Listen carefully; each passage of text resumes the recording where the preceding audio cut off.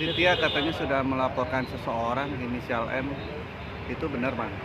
Iya, jadi pada bulan apa ya, Januari ya? Oh, Desember. Pada bulan Desember, sebenarnya Aditya Zoni sudah melaporkan seseorang ke Polres Bogor Kabupaten dalam hal adanya indikasi pemalsuan merek ya, penggunaan merek ya, penggunaan merek. Nah, orang tersebut berinisial M di Jawa Barat, tepatnya di area Bandung lah, sekitaran Bandung sana. Polres Kabupaten Bogor sudah mendalami hal tersebut dan sudah memanggil Para terkait? pihak terkait lah. Ada beberapa pihak yang terindikasi terlibat, termasuk salah satu CT di situ sudah dipanggil. Bahkan terlapor sampai saat ini belum pernah hadir, dipanggil nggak pernah datang. Nah, seperti dugaan kami, pihak yang melaporkan Aditya Zoni di Polda Metro Jaya itu ada di balik layar sebagai kuasa pelapor di Polda Metro Jaya. Apakah pelaporan di Polda Metro Jaya tersebut Ada kaitannya? Ada kaitannya dalam hal untuk mengaburkan tindakan mereka? Kita kurang tahu. Dalam hal ini Polres Bogor Kota masih melakukan penyelidikan. Cuman yang jelas mereka sampai dengan saat ini tidak pernah datang di Polres Bogor Kabupaten. Bang, ini ada terkait hak cipta dengan kerugian berapa?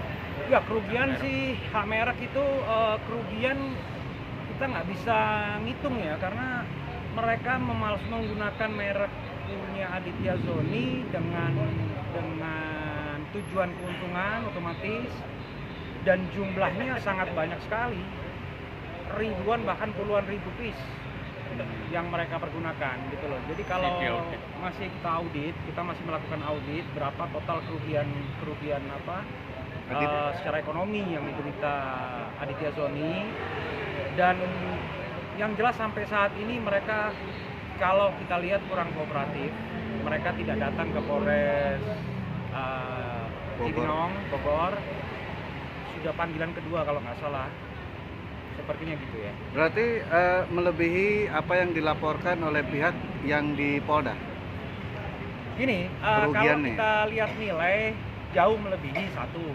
Tapi kalau kita lihat materi yang ada di Polda Metro, itu jujur nggak bisa diproses ya, karena bukti-bukti kurang jelas. Bukti-buktinya nggak jelas sama sekali. Bahkan kalau misal sampai Polda Metro Jaya terus maju, sampai saat ini sih mereka nggak ada indikasi untuk maju. Tapi kalau sampai terus maju, kita mungkin bisa raper kali ya. Kalau memang ada peningkatan status, kita akan lakukan raper, dan kita yakin bahwasanya klien kita nggak bersalah di dalam laporan tersebut yang di Polda Metro Jaya.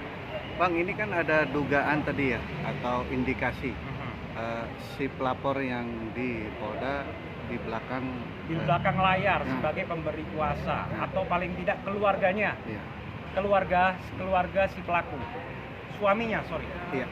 Akankah membuat sebuah laporan juga nanti di Polda? Nanti kalau memang kita rasa hal tersebut kita lihat ada indikasi pencemaran nama baik, laporan palsu, itu nanti sesuai dengan bukti-bukti yang ada kita pasti akan lapor balik, dan itu kita akan lapor balik, kita akan hajar di situ. Tapi kan sudah ada indikasi, Bang. Artinya mungkin... Ya, indikasi ini kan di luar kasus yang dilaporkan.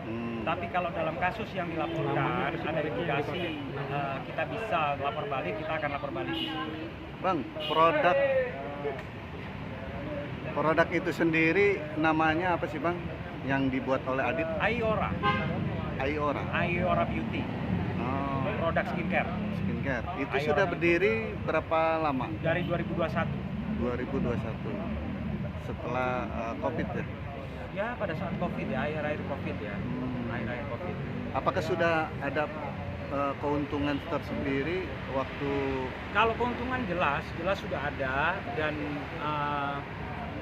pihak ini sempat terkait kerjasama sama Aditya Zoni, tapi pada ujungnya mereka melakukan hal yang di luar kewajaran lah, seperti itu. Mereka suami istri.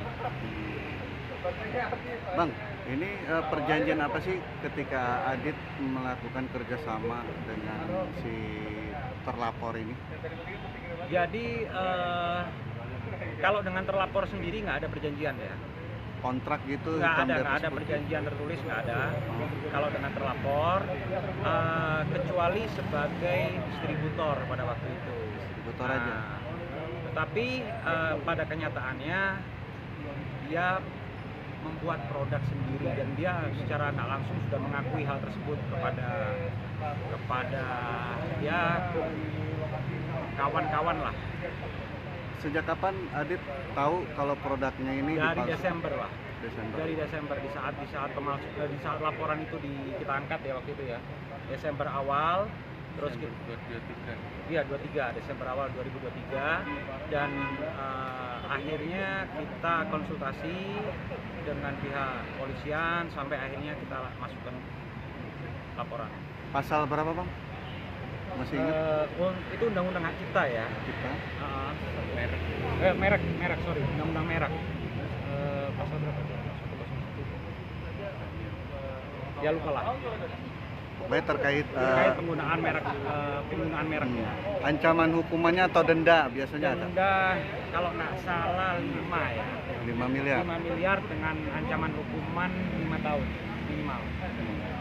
Bang, untuk laporan ini apa yang ingin Abang sampaikan? Karena kan pihak-pihak yang terkait juga diundang untuk klarifikasi tidak hadir, termasuk orang yang dibalik layar ini. Ya, saran saya sebagai seorang warga negara yang baik,